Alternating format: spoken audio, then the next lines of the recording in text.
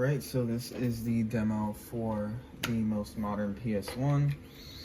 We're just gonna power on here, and we're gonna connect our Bluetooth controller. This is an official PS1 controller from Sony. We got our little startup here. I'm gonna raise the volume. Sorry about that, forgot to do that. But as you can see, we connected Bluetooth. It's a modded official PS1 controller from Sony. There we go. So we got it connected. I'm gonna SSH real quick. There we go. Paste code, enter. Now we can use our neat little slim disk drive we have here that you can see, or probably can't really see because it's so slim and fancy.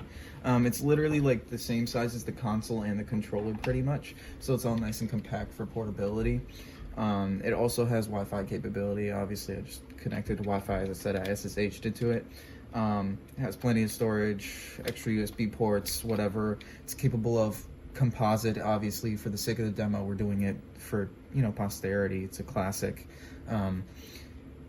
It's not only capable of composite NTSC, but it's also able to do PAL, so it's not region locked with old monitor hardware, but it's also, of course, able to do modern HDMI digital, so it's not region locked or hardware locked. This thing can play on pretty much anything.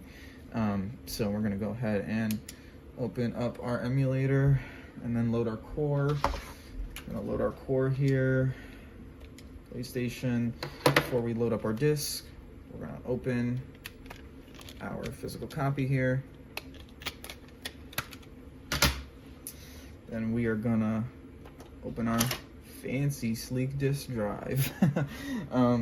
So it is an LG brand, pretty new one.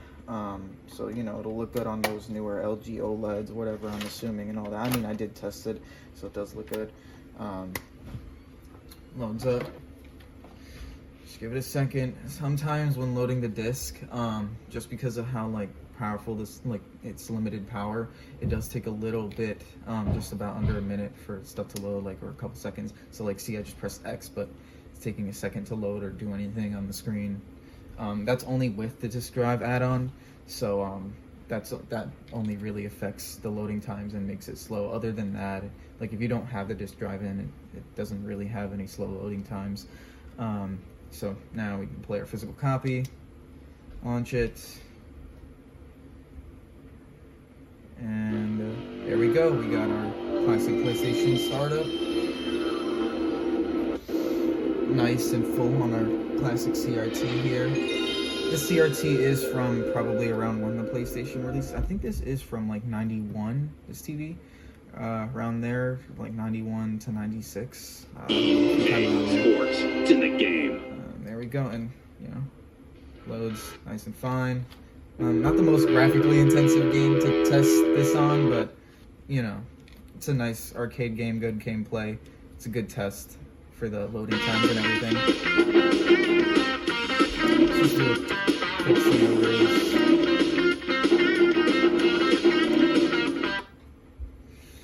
But as you can see, the loading times are pretty speedy.